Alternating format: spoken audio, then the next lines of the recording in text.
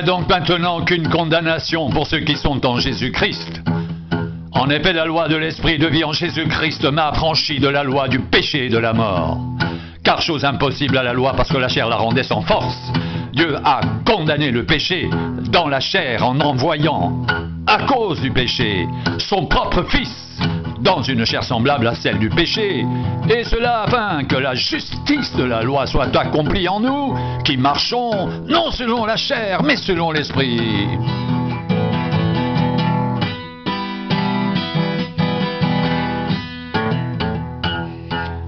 En effet, ceux qui vivent selon la chair s'affectionnent aux choses de la chair, tandis que ceux qui vivent selon l'esprit s'affectionnent aux choses de l'esprit. Et l'affection de la chair, c'est la mort, tandis que l'affection de l'esprit, c'est la vie et la paix, car l'affection de la chair est inimitié contre Dieu, parce qu'elle ne se soumet pas à la loi de Dieu et qu'elle ne le peut même pas.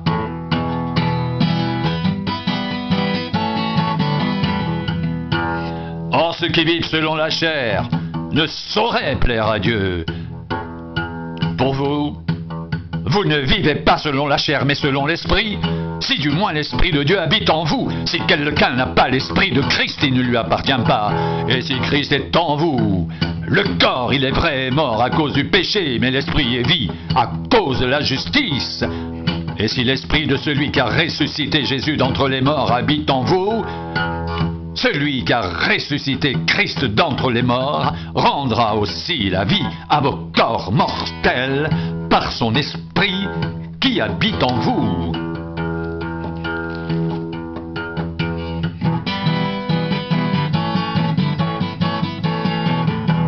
Ainsi donc, frères,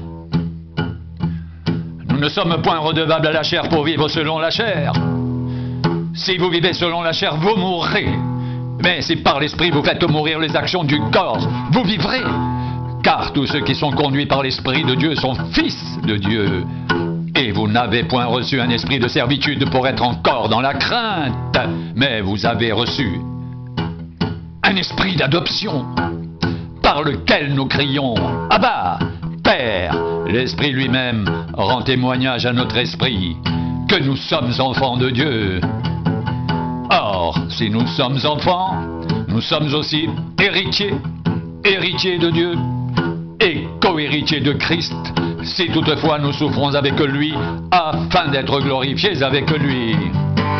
J'estime que les souffrances du temps présent ne sauraient être comparées à la gloire à venir qui sera révélée pour nous.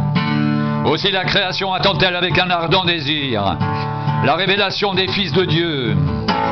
Car la création était soumise à la vanité, non de son gré, mais à cause de celui qui l'y a soumise, avec l'espérance qu'elle aussi sera affranchie de la servitude de la corruption, pour avoir part à la liberté de la gloire des enfants de Dieu. Or, nous savons que jusqu'à ce jour, la création toute entière soupire et souffre les douleurs de l'enfantement. Et ce n'est pas elle seulement, mais nous aussi, qui avons les prémices de l'esprit, nous soupirons en nous-mêmes en attendant l'adoption, la rédemption de notre corps. Car c'est en espérance que nous sommes sauvés. Or, l'espérance qu'on voit n'est plus espérance. Ce qu'on voit, peut-on l'espérer encore? Mais si nous espérons ce que nous ne voyons pas, nous l'attendons avec persévérance.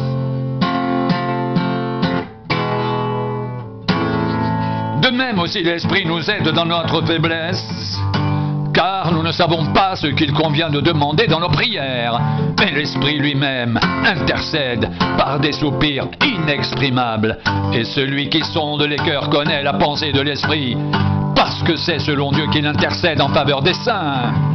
Nous savons du reste que toute chose concourt au bien de ceux qui aiment Dieu, de ceux qui sont appelés selon son dessein. Car ceux qu'il a connus d'avance, il les a aussi prédestinés à être semblables à l'image de son Fils, afin que son Fils soit le premier-né de beaucoup de frères. Et ceux qu'il a prédestinés, il les a aussi appelés. Et ceux qu'il a appelés, il les a aussi justifiés. Et ceux qu'il a justifiés, il les a aussi glorifiés. Que dirons-nous donc à l'égard de ces choses? Si Dieu est pour nous, qui sera contre nous? Lui qui n'a point épargné son propre Fils, mais qui l'a livré pour nous tous, comment ne nous donnera-t-il pas aussi toutes choses avec lui? Qui accusera les élus de Dieu? C'est Dieu qui justifie. Qui les condamnera? Christ est mort. Bien plus, il est ressuscité. Il est à la droite de Dieu. Et il intercède pour nous. Qui nous séparera de l'amour de Christ? Sera-ce la tribulation, ou l'angoisse, ou la persécution, ou la faim, ou la nudité, ou le péril, ou l'épée, selon qu'il est écrit? C'est à cause de toi qu'on nous met à mort tout le jour, qu'on nous regarde comme des brebis destinées à la boucherie.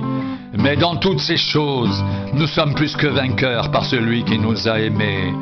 Car j'ai l'assurance que ni la mort, ni la vie, ni les anges, ni les dominations, ni les choses présentes, ni les choses à venir, ni les puissances, ni la hauteur, ni la profondeur, ni aucune autre créature ne pourra nous séparer de l'amour de Dieu manifesté en Jésus-Christ, notre Seigneur.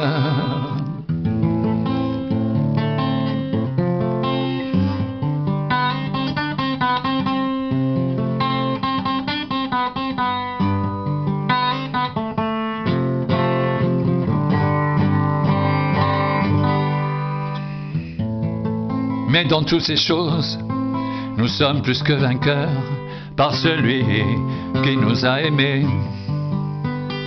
Car j'ai l'assurance que ni la mort, ni la vie, ni les anges, ni les dominations, ni les choses présentes, ni les choses à venir, ni les puissances, ni la hauteur, ni la profondeur, ni aucune autre créature ne pourra nous séparer de l'amour de Dieu manifesté en Jésus-Christ notre Seigneur.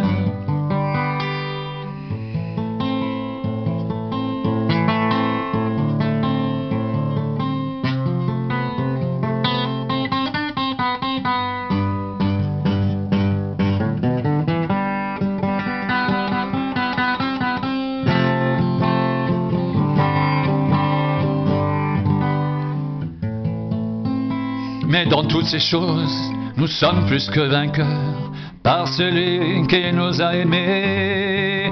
Car j'ai l'assurance que ni la mort, ni la vie, ni les anges, ni les dominations, ni les choses présentes, ni les choses à venir, ni les puissances, ni la hauteur, ni la profondeur, ni aucune autre créature ne pourra nous séparer de l'amour de Dieu manifesté en Jésus-Christ notre Seigneur. Mais dans toutes ces choses, nous sommes plus que vainqueurs par celui qui nous a aimés. Car j'ai l'assurance que ni la mort, ni la vie, ni les anges, ni les dominations, ni les choses présentes, ni les choses à venir, ni les puissances, ni la hauteur, ni la profondeur, ni aucune autre créature ne pourra nous séparer de l'amour de Dieu manifesté en Jésus-Christ notre Seigneur. Ne pourra nous séparer de l'amour de Dieu manifesté en Jésus-Christ, notre Seigneur.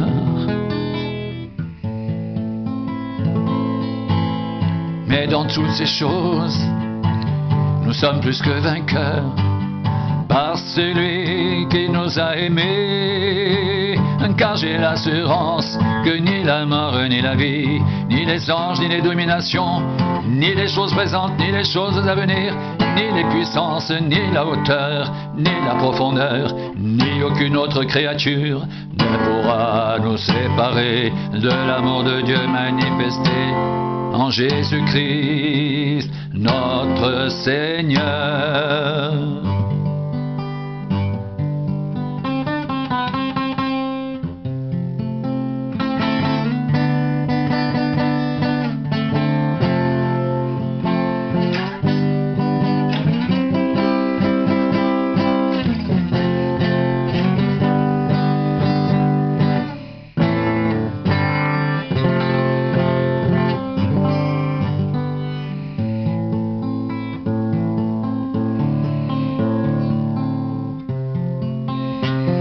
Nous savons du reste que toutes choses concourent au bien de ceux qui aiment Dieu, de ceux qui sont appelés selon son dessein. Car ceux qu'il a connus d'avance, il les a aussi prédestinés à être semblables à l'image de son Fils, afin que son Fils soit le premier-né de beaucoup de frères. Et ceux qu'il a prédestinés, il les a aussi appelés. Et ceux qu'il a appelés, il les a aussi justifiés. Et ceux qu'il a justifiés, il les a aussi glorifiés. Que dirons-nous donc à l'égard de ces choses? Si Dieu est pour nous, qui sera contre nous? Lui qui n'a point épargné son propre Fils, mais qui l'a livré pour nous tous. Comment ne nous donnera-t-il pas aussi toutes choses avec lui?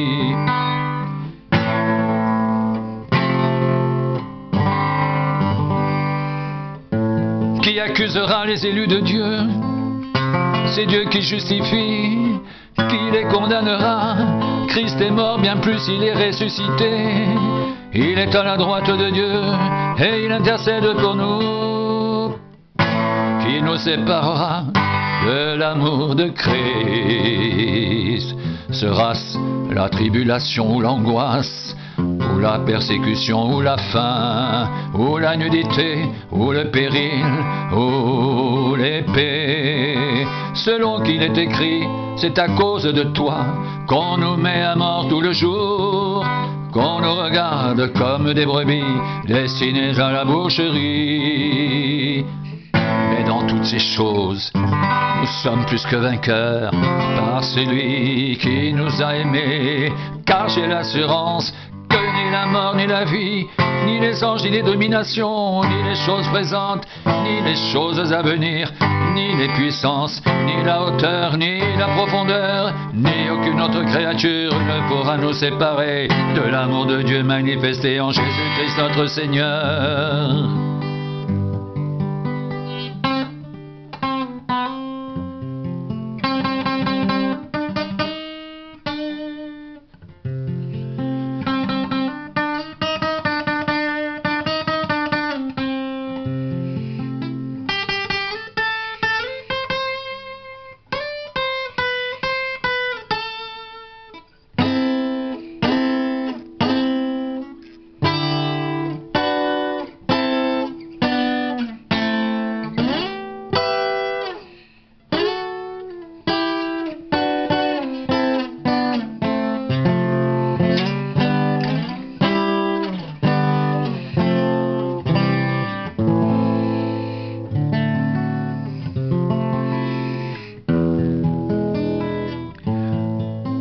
Ainsi donc, frères, nous ne sommes point redevables à la chair pour vivre selon la chair. Si vous vivez selon la chair, vous mourrez. Mais si par l'Esprit vous faites mourir les actions du corps, vous vivrez, car tous ceux qui sont conduits par l'Esprit de Dieu sont fils de Dieu. Et vous n'avez point reçu un esprit de servitude pour être encore dans la crainte. Mais vous avez reçu un esprit d'adoption par lequel nous crions « Abba, Père ». L'Esprit lui-même rend témoignage à notre esprit que nous sommes enfants de Dieu. Or, si nous sommes enfants, nous sommes aussi héritiers, héritiers de Dieu et co-héritiers de Christ. Si toutefois, nous souffrons avec lui, afin d'être glorifiés avec lui. Or, si nous sommes enfants, nous sommes aussi héritiers. Héritiers de Dieu et co-héritiers de Christ, si toutefois nous souffrons avec lui, afin d'être glorifiés avec lui.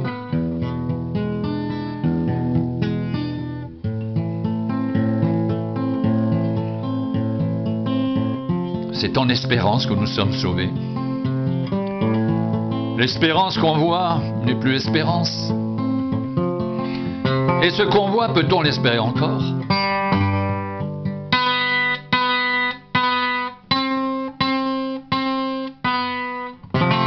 Mais si nous espérons ce que nous ne voyons pas, nous l'attendons avec persévérance. De même aussi l'Esprit nous aide dans notre faiblesse, car nous ne savons pas ce qu'il convient de demander dans nos prières.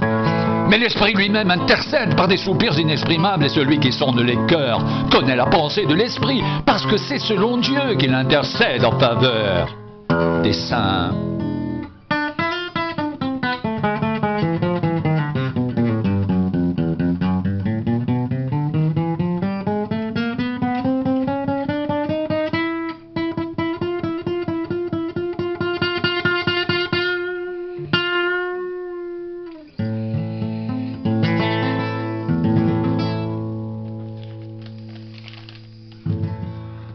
Il n'y a donc maintenant aucune condamnation pour ceux qui sont en Jésus-Christ. En effet, la loi de l'Esprit de vie en Jésus-Christ m'a affranchi de la loi du péché et de la mort.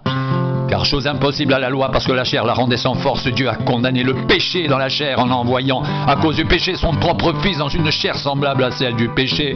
Et cela afin que la justice de la loi soit accomplie en nous qui marchons, non selon la chair, mais selon l'Esprit. Ceux en effet qui vivent selon la chair s'affectionnent aux choses de la chair, tandis que ceux qui vivent selon l'Esprit s'affectionnent aux choses de l'Esprit. Et l'affection de la chair, c'est la mort, tandis que l'affection de l'Esprit, c'est la vie et la paix. Car l'affection de la chair est inimitié contre Dieu, parce qu'elle ne se soumet pas à la loi de Dieu, et qu'elle ne le peut même pas. Or, ceux qui vivent selon la chair ne sauraient plaire à Dieu. Or, ceux qui vivent selon la chair ne sauraient plaire à Dieu.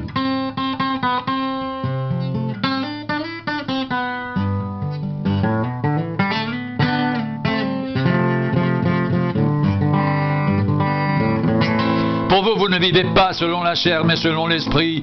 Si du moins l'Esprit de Dieu habite en vous, si quelqu'un n'a pas l'Esprit de Christ, il ne lui appartient pas. Et si Christ est en vous, le corps, il est vrai, est mort à cause du péché, mais l'Esprit est vie à cause de la justice. Et si l'Esprit de celui qui a ressuscité Jésus d'entre les morts habite en vous, celui qui a ressuscité Christ d'entre les morts rendra aussi la vie à vos corps mortels par son Esprit qui habite en vous.